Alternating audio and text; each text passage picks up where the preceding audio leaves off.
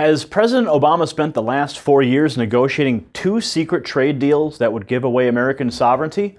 Well, according to analyst Daniel Mills, the answer is yes. Those two trade deals are the Trans-Pacific Partnership, or TPP, and the Transatlantic Trade and Investment Partnership. The second is known as TTIP for short. On Wednesday, we brought you a cutting-edge report about a June 25th Washington conference held by the Transatlantic Consumer Dialogue. There, a Belgian delegate stunningly revealed that in her estimate, TTIP is a means to actually merge the United States and Europe. Writing for the pro-middle-class economy in crisis online journal, Mr. Mills noted, quote, "The TPP and TTIP would take away the United States' ability to govern over large portions of our economy." However, Mills believes that things could get even worse. Leaked documents show a new secret agreement would further enlarge the ongoing giveaway of U.S. sovereignty and channel it into an unelected multinational body. It's called the Trade in Services Agreement, which is considered even more secretive than the TPP and TTIP. This trade and services plan covers 50 countries and 68.2% of world trade in services. The U.S. and the European Union are its main proponents. They're also the main parties to TTIP. On June 19th, WikiLeaks released what it calls, quote, "the secret draft text for the Trade and Services Agreement Financial Services Annex." According to this whistleblower website, the draft text comes from the April 2014 negotiation round, the sixth one held since April of 2013. The most recent negotiations wrapped up June 27th in Geneva, Switzerland.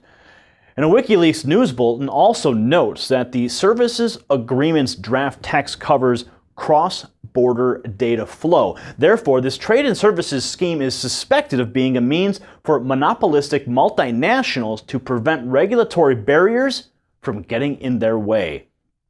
WikiLeaks also added, quote, "The leaked draft also shows that the U.S. is particularly keen on boosting cross-border data flow, which would allow uninhibited exchange of personal and financial data. The chief concern is that consumers' privacy could be jeopardized regarding their use of cyberspace."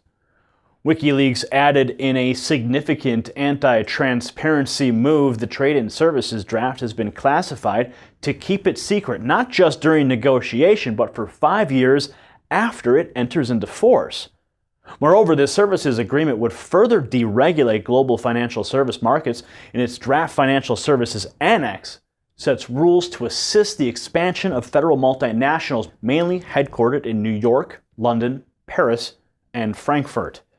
The main reason that's a concern is that the multinationals have a heavy hand in creating the financial rules, and the entire regime of free trade agreements allows for distant tribunals through which corporations can sue entire nations for so-called anti-business practices using rules largely outside the scope of elected legislative bodies.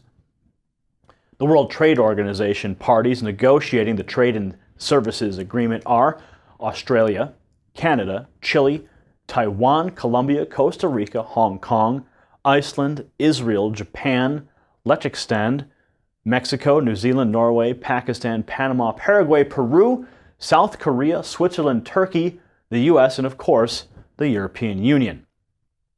Trade can be a good thing, of course, but accountability comes first, which seems to be seriously lacking. Besides, nations instead could mainly produce goods and services for their own domestic markets and limit transnational trade to only exporting surpluses, while only importing those things which nations cannot make themselves. But these trade schemes take things to a much higher level, apparently to rig the game for the financial insiders.